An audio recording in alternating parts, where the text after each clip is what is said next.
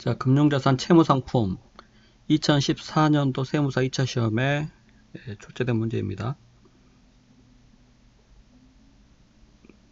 자, 보면 국세가 사채를 발행했고 세무가 취득했습니다. 자, 국세 입장에서는 사채가 부채죠.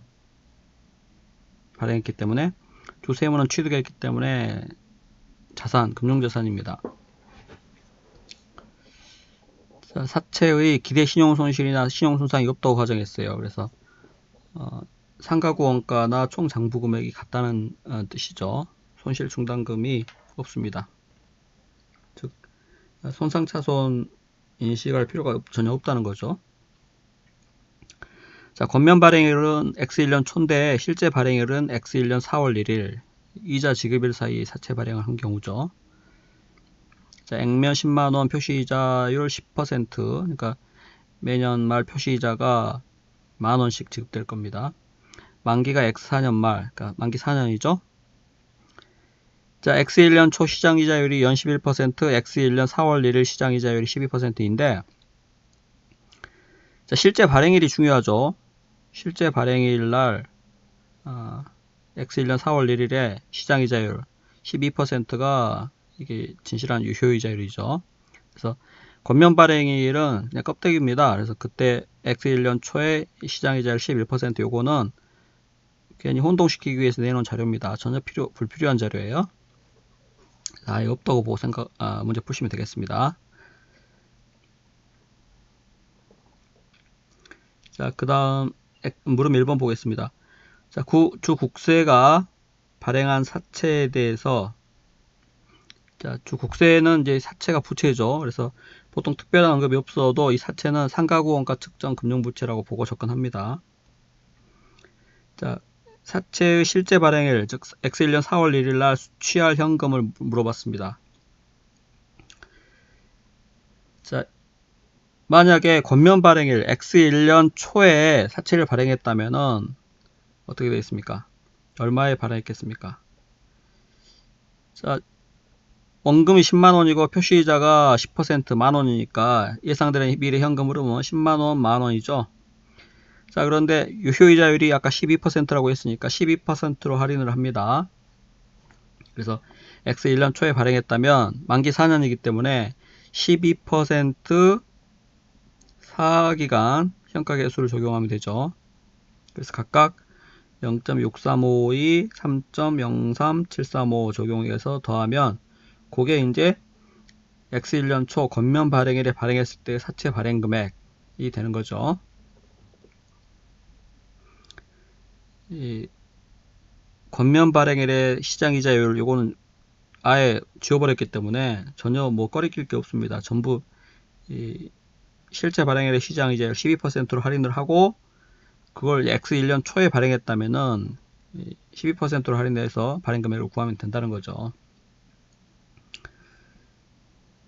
자, 유효이자율이 12%이기 때문에 X1년 말 사채의 장부 금액은 기초금액 곱하기 1.12 유효이자율 12%니까 자, 빼기 현금 흐름 표시이자가 매년 말 만원씩이죠. 그래서 만원 빼면 X1년 말 금액이 나오는데 자, 그러면 X1년 4월 1일 날 사채의 장부 금액, 즉 발행 금액이 얼마일 것인가는 기본적으로 월할 계산입니다. 월할 계산, 월 단위로 계산하는 건데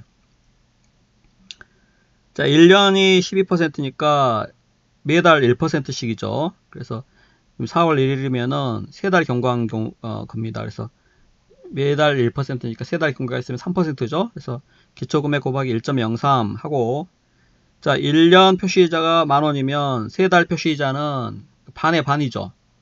1년 12달이니까. 그래서 만원에 반 하면 5천, 5천에 반 하면 2,500이죠. 그래서 2,500을 빼면 됩니다. 그죠? 그래서 이렇게 계산하면 자동적으로 월할 계산이 되는 겁니다. 월할 계산. 그래서 X1년 4월 1일날 사채의 장부금액, 즉 발행금액이 이 금액이 나오고 아까 이 뺀 금액 이 금액이 미지급이자로 회계 처리가 됩니다. 그대로 와요. 자, 그래서 이거 뭐 암기하고 할 게 없습니다. 실제 발행일에 수취할 현금은 그냥 사채와 미지급이자 합계액이에요. 요거 회계 처리. 요 금액이 실제 현금이고 회계 처리도 그렇게 되죠. 회계 처리도 차변의 현금 이 금액 96744. 그 다음에 대변에 사채 순액으로 회계 처리하는 게 간편하니까 순액을 가지고 보죠. 94244.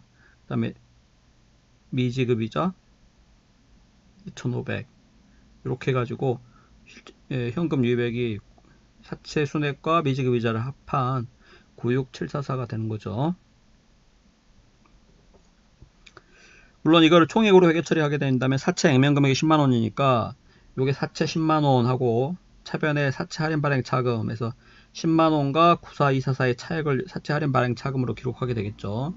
그렇게 이제 회계 처리를 해도 되고 그냥 간단히 순액으로 회계 처리를 해도 됩니다. 자, 그 다음 X1년 말 인시갈 이자 비용 관련 분계 회계 처리를 물어봤습니다. X1년 말 회계 처리. 자, 이건 아까 X1년 4월 1일 날 회계 처리가 이렇게 된다고 했기 때문에 자, X1년 말 회계 처리는 최초의 사채를 발행했을 때 회계 처리된 미지급이자 요게 제거돼야 되죠. 그래서 미지급이자 2,500원을 차변의 기록에서 제거하고 자, 그 다음에 액면금액 10만원에 대해서 표시이자율이 10%이기 때문에 매년 말 표시이자를 만원 지급해야 됩니다. 그래서 현금 만원 나가고 지급해야 되니까 대변에 현금 기록해야죠. 자, 그 다음 사채 발행했으니까 이자 비용이죠. 사채를 취득했으면 이자 수익이 회계 처리 인식되는데 사채 발행자는 이게 부채니까 비용입니다. 이자 비용. 자, 이자 비용은 항상 기초금액, 기초장부금액에다가 유효이자를 12%를 곱하면 되는데 기초장부금액 93926 곱하기 12% 하면 1년 동안의 이자 비용이 되는 거죠. 자, 그런데 실제는 4월 1일날 발행했기 때문에 9달 동안의 이자 비용만 인식해야 됩니다. 자, 따라서 아까 구한 93926 곱하기 12% 1년 이자 비용에 12분의 9 해야죠. 여기 9달 동안만 실제 발행 해가지고 이자 비용이 발생했을 것이므로 그렇게 해서 이자 비용 회계 처리하고 그 다음에 나머지 금액이 사채 할인 발행 차금 상각액인데 이 금액은 이 두 금액의 차이입니다. 여기 이 두 금액의 차이. 그게 이제 사채로 회계 처리되는데 이거는 순액으로 회계 처리할 때고 총액으로 회계 처리되면 10만원과 이 금액의 차익이 사채 할인 발행 차금이기 때문에 사채 할인 발행 차금이 그만큼 줄어드는 거죠. 그래서 사채 할인 발행 차금은 원래 사채의 차감 계정이니까 차변에 기록할 계정이죠. 근데 그게 감소한 거니까 대변에 기록해서 상각액을 기록합니다. 그래서 사채 할인 발행 차금 상각액은 이렇게 대변에 기록된다는 거죠. 자, 그 다음 괄호 3번 X3년 10월 1일 날 사채 30%를 29,750원 이자 포함해서 상환했습니다. 상환손익 요구했어요. 자, X3년 10월 1일 날 상환손익은 우리 상환손익 구할 때는 항상 이 장부금액에서 상환금액을 빼서 구합니다. 사채 상환손익은 기계적으로 장부금액에서 상환금액을 빼서 구한다. 자, 다만 여기 상환금액에 경과이자가 포함되었다고 주어져 있기 때문에 장부금액도 이자를 반드시 포함해야 된다는 거죠. 자, 한번 보겠습니다. X3년 10월 1일 날 상환했기 때문에 X3년 10월 1일 날에 장부금액을 구하면 되는데 자, 아까 X1년 말 금액 요거까지는 파악을 했고 유효이자율이 12%이기 때문에 곱하기 1.12 빼기 표시이자 만원 하면은 X2년 말 금액이 나옵니다. 자, 그 다음에 X3년 10월 1일은 이게 9달이 경과된 금액이 후기 때문에 기초금액에 곱하기 1.09 해야죠. 1년에 12달이니까 한 달에 1%씩이잖아요. 그래서 9달이면 9%입니다. 그래서 곱하기 1.09 하고 자, 그 다음 1년 표시이자가 만원인데 9달 표시이자는 이 금액에 12분의 9 하면 되죠. 12분의 9, 즉 4분의 3이니까 7,500원입니다. 그래서 빼면은 그게 이제 X3년 10월 1일날 사채의 장부금액이 되고 자, 그리고 여기 뺀 금액, 이 금액은 당연히 그대로 와서 미지급이자가 되는 거죠. 자, 그래서 X1년 10월 1일날 사채의 장부금액은 97817인데 아까 상환금액이 이자가 포함되었다고 주어져 있기 때문에 장부금액에도 미지급이자를 반드시 포함해야 됩니다. 그래서 7,500원을 더했어요. 더했고, 자, 100% 상환했다면 이게 그냥 여기서 바로 이걸 빼면 되는데 100% 상환한 게 아니라 30%만 상환했죠. 그래서 장부 금액도 30%만 구해야 됩니다. 이 상환 금액 자체는 요거 자체가 30%이기 때문에 요거는 30% 곱하면 절대 안 되죠. 말도 안 되는 겁니다. 그래서 상환 금액 요거는 그냥 빼면 되는데, 이 장부 금액 이자 포함한 금액 이게 100%의 어떤 장부 금액이니까 30%만 상환했다면 30%에 대해서만 계산해야죠. 자, 그렇게 해서 계산하면 되겠습니다. 자, 뒤에 플러스가 나왔어요. 플러스가 나왔다는 이야기는 장부 금액이 상환 금액보다 더 크다 는 뜻이고, 자, 장부 금액보다 더 작은 금액을 지급하고 상환했기 때문에 이익 본 거죠. 그래서 플러스 금액이 나오면 사채 상환 이익입니다. 만약에 뒷금액이 크면 마이너스가 나오고 상환 손실이 되겠죠. 자, 그 다음 물음 2번. 자, 추세무, 이건 이제 사채 취득자의 관점이죠. 사채 취득자는 발행한 사채를 같은 날짜에 취득하고, 그러니까 실제 발행일이 4월 1일이기 때문에 4월 1일 날 취득했다는 것이겠죠. 상가구 원가 측정 금융자산으로 인식하였다. 자, 그런데 X 1년 중에 사업모형 변경으로 이 사채를 기타 합법으로서는 공정가치 측정 금융자산으로 재분류하기로 했다고 했습니다. 자, 기본적으로 금융자산의 재분류는 재분류일부터 전진적으로 적용합니다. 그러니까 그 이전 회계 처리를 수정하는 건 아니에요. 그래서 재분류일부터 전진적으로 적용하는데, 주의하실 점이 이 재분류일이라고 하는 것이 사업 모형 변경 후 첫 번째 보고 기간의 첫 번째 날입니다. 자, 그러니까 X 1년 중에 사업 모형을 변경하기로 했으면 재분류일은 그 다음 연도 X 2년 1월 1일이 되는 거죠.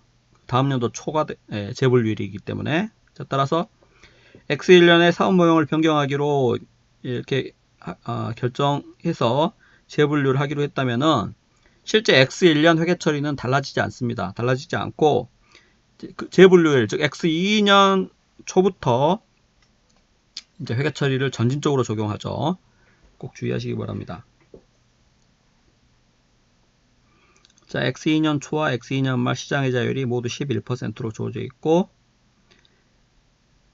자, 바로 1번. X 2년 초에 인식할 금융자산 평가 손익을 요구했습니다. 자, 한번 같이 보죠. 일단 사채, 이거는 상가구 원가 금융부채죠.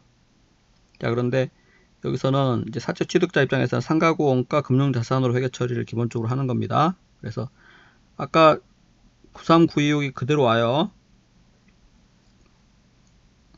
원래 금융자산, 금융부채 모두 다 최초 인식 시점에 공정가치로 측정하기 때문에 기본적으로 그 금액이 같습니다. 그래서 권면 발행일에 취득했다면 이 금액으로 취득했어야 되고, 그 다음에 총 장부 금액은 아까 요거 유효자율이 동일하기 때문에 12%로 그래서 그대로 오고, 그 다음에 여기 총 장부 금액도 X 1년 말 금액 그대로 옵니다.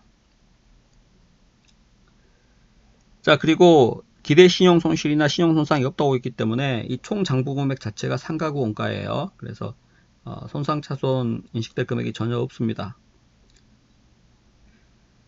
자, 그래서 X 1년 말 회계 처리는 이렇게 해가지고 이자 수익까지 인식해가지고 끝났겠죠.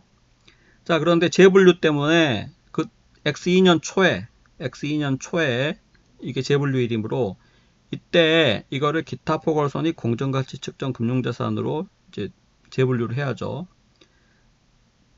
그래서 공정가치로 측정을 해야 되는데 X 2년 초의 공정가치는 지금 X 2년 초의 시장이자율이 11%로 주어졌기 때문에 미래 현금 흐름을 11%로 할인한 것이 공정가치입니다. 그래서 X 2년 초에는 이 사채를 공정가치로 측정해야 된다는 거죠. 자, 공정가치는 미래 현금 흐름, 원금 10만원, 표시이자 10% 만원.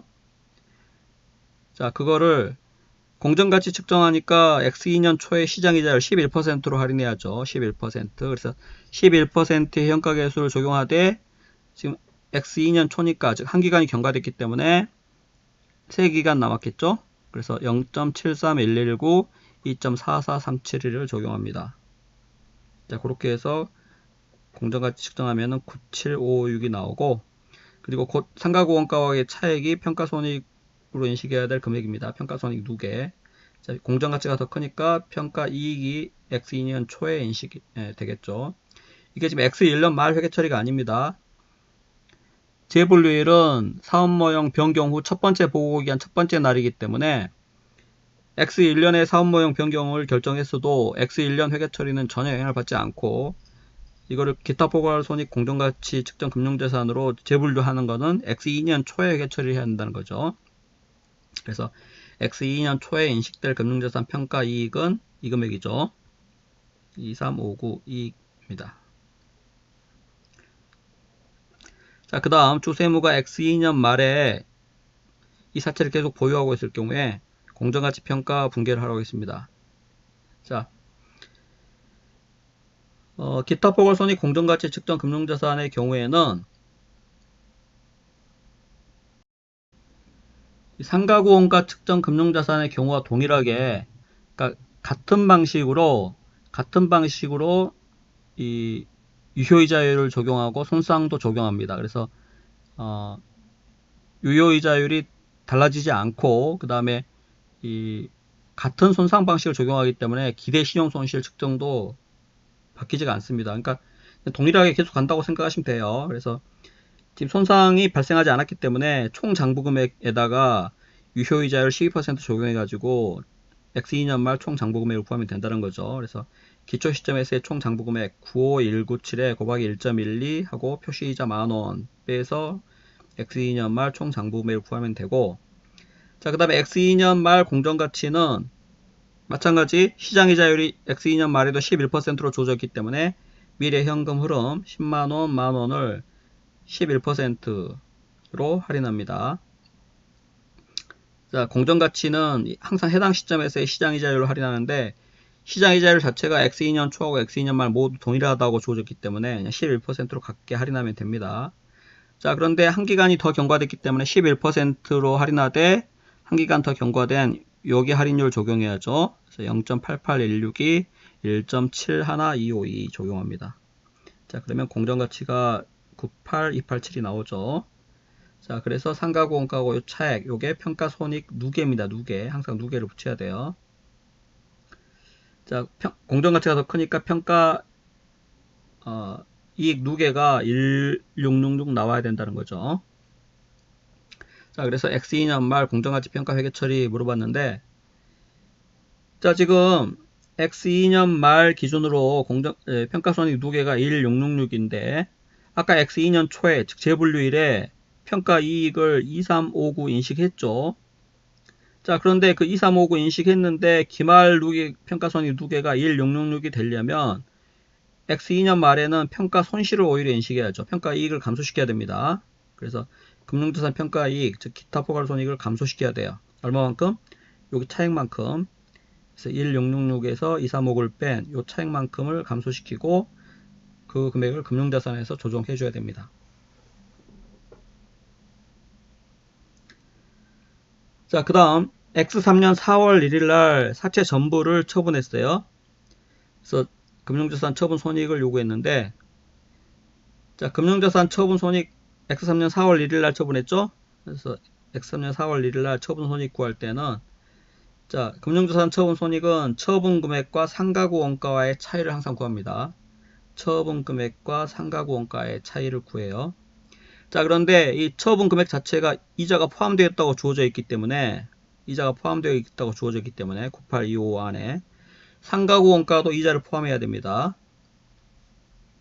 항상 사채 상환 손익 구할 때도 마찬가지였죠. 장부 금액과 상환 금액의 차이를 구할 때 상환 금액에 이자 포함되어 있으면 장부 금액도 이자 포함, 이자 제외되어 있으면 이자 제외입니다. 금융자산 처분 손익도 마찬가지예요. 이자 포함이면 포함, 제외면 제외. 그래서 여기는 이제 포함되어 있다고 했기 때문에 이 9825 안에 포함되어 있다고 했기 때문에 상가구 원가 자체도 이자를 포함해서 계산해야 된다는 거죠. 자, 그런데 처분일이 X3년 4월 1일이기 때문에 X3년 4월 1일 날 총 장부 금액을 먼저 구해보면 기초금액 이 금액에, 자, 유효이자율이 12%이기 때문에 한 달에 1%죠. 세 달이 경과하면 3%입니다. 그래서 기초금액 곱하기 1.03 하고 난 다음에 자, 1년 표시이자가 10,000원이니까 세 달 표시이자는 반의 반, 2,500원이죠. 2,500원 빼면 그게 이제 X3년 4월 1일 날의 총 장부 금액이 됩니다. 자, 그런데 상가구 원가라고 하는 것은 이 총 장부 금액에서 손실 충당금을 빼야죠. 자, 그런데 문제 조건에서 기대 신용 손실이나 신용 손상이 없다고 했기 때문에 손실 충당금에 잡혀 있는 금액이 없습니다. 즉 상가구 원가 자체가 총 장부 금액하고 동일하다는 거죠. 그래서 이 총 장부 금액에 손실 충당금 2개를 뺀 이 금액, 요게 상가구 원가인데 여기서는 이게 손실 충당금이 없기 때문에 상가구 원가 자체가 총 장부 금액과 동일하게 나온다는 거죠. 자, 그런데 이자가 포함됐다고 주어져 있기 때문에 거기에다가 이 X3년 4월 1일 날 미수이자 2,500원, 아까 여기 2,500원이 그대로 오죠. 2,500원을 더해가지고 계산해야 됩니다. 자, 구하면 마이너스 금액이 나오는데 이게 마이너스라는 것은 뒷금액이 크다, 즉 상가구 원가가 더 크다는 이야기죠. 그래서 상가구 원가보다 더 적은 금액으로 처분했기 때문에 손실을 입은 거죠. 그래서 손실입니다. 처분 손실. 그래서 요거는 당기손익으로 인식해야 될 금액이죠. 자, 사채의 경우에는 이렇게 되는데 지분상품의 경우에는 어떻게 됩니까? 지분상품의 경우에는 당기손익 공정가치 측정 금융자산으로 회계 처리하는 경우에는 처분손익이 인식되지만 이 지분상품을 기타 포괄손익 공정가치 측정 금융자산으로 회계 처리하는 경우에는 처분손익을 인식하지 않고 처분 시점에서도 평가손익으로, 즉 기타 포괄손익으로 인식을 하고, 자, 그걸 후속적으로 재분류하지 않고 단지 이익잉여금으로 대체할 수는 있다는 거죠. 그래서 지분상품의 경우에는 기타 포괄손익 공정가치 측정 금융자산으로 분류하는 경우에 지분상품은 처분손익을 인식하지 않는다. 대신 처분 시에도 평가손익을 인식한다는 거, 기타 포괄손익으로 그거 좀 기억해 두시기 바랍니다.